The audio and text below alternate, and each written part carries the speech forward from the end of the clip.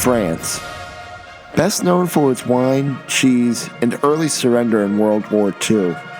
This cigarette-smoking safe haven has been a political superpower since its conception. But deep in the bowels of this pretentious land lies a great and ugly wickedness they don't want you to know about. No, I'm not talking about the way they treat their ducks. I'm talking about a little town in the south of France called Cahors. I was first lured to this ungodly place by the devil, and my girlfriend who claims she's teaching English here. The town seemed innocuous enough upon my arrival, but things soon took a turn for the worst. After eating what I thought to be a delicious meal of veal and foie gras, I soon learned I was tricked by a demon into getting food poisoning. The same demon then went after my girlfriend, who was cursed with a spell of a different nature. I was skeptical of the doctor's claim that this was due to cheese and started doing a little digging of my own. What I uncovered shocked me to my core. Don't smile, it's scary. It wasn't just the food we ate that was evil. It was the whole town. Despite being small in stature, the town of Cahors holds a huge history. Founded in 1119, Cahors is the only... Blah, blah, blah, yada, yada, yada. Let's skip to the evil shit, shall we? The first and most glaring sign of malevolence is the Pont Vaillant, or, as it's more colloquially known, the Devil's Bridge. Construction of this infamous bridge started in 1308, but it wouldn't be completed for another 70 years. The legend goes that the original architect, despite his arduous efforts, could not finish the bridge, so he did what any rational man would do. He made a deal with the devil, his soul for a completed bridge. With the engineering competence of Satan, the bridge was due to be finished in no time. However, as the project neared done, the architect started to wonder if he had made a bad deal. In an attempt to save himself, he asked the devil to complete an impossible task.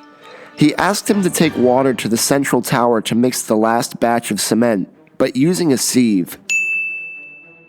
Satan, despite being the omnipotent lord of hell and darkness, fell for this trick, and the architect was able to save his soul. Stupid, gullible Satan was pretty pissed off at this, so he would send an imp every night to steal the final brick off this bridge, never allowing it to be fully complete. This tale was commemorated by Paul Gut, the architect who restored this bridge. Gut carved a stone imp into the corner of the center tower, which is allegedly where the brick theft would occur.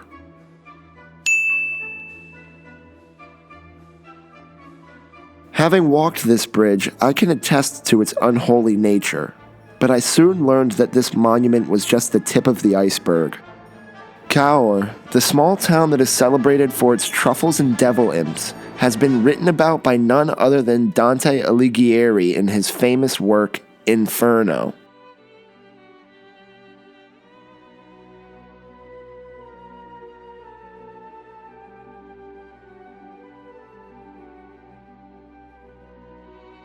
Although Dante coincidentally started writing Inferno in the same year the Devil's Bridge was commissioned to be built, the allusion to this small French town has nothing to do with its historic bridge. In the Middle Ages, Cahors had grown quite the reputation for its use of usury. At that time in history, charging high interest on loans was one of the most vile things a person could do. So horrible, in fact, that it earned you a ticket straight to the seventh circle of hell, according to Dante. Cahors' notoriety for their banking practices had followed them around for quite a while. Considering the old derogatory term for moneylenders, Corzon is derived from the word Corzon, which was slang for a citizen of Cahors. But their depravity goes even deeper. Cahors has achieved worldwide acclaim for yet another feat, its famous black wine. At one time, the black wine of Cahors was the wine to drink, being the favorite for Roman royalty and Russian oligarchs alike. This dark wine's rich and robust taste was so good, trade wars have been waged over it. But like Sodom and Gomorrah, God was going to smite this city for its sinfulness. It's time for everybody's favorite game show, Guess How God Smoked! The only game show where you get to guess how the Almighty God delivered His fury. Alright, let's get to the action, shall we? In the year 1876, God smoked Cahors. In which way? Is it A, He sent bears into town to murder the children? Is it B, He turned the mayor's wife into a pillar of salt? Or is it C, He plagued the town's vineyards for 100 years? If you guessed A, you are correct. In the year 1876, following a long and harsh winter, a band of brown bears made their way into the outskirts of town, picking off unsuspecting school children one by one. Hold on. It's a joke. It was C. If you guessed C, you were right. It was the vineyards. Plague of the vineyards, guys. God unleashed the extent of His Old Testament wrath on Cahors in 1876, when He released the phylloxera plague on their farms and vineyards. Cahors lost over 90% of their biggest and best-known export, their insidiously delicious black wine. They have since rebounded, but are still nowhere near the alcoholic stronghold they once were. God certainly has a funny way of teaching you not to loan money with interest. Cahors also holds a few other hidden Easter eggs that draw attention to its ominous undertones, such as this statue that is very obviously pure and utter evil, or the fact that their cathedral lights up with fire and brimstone.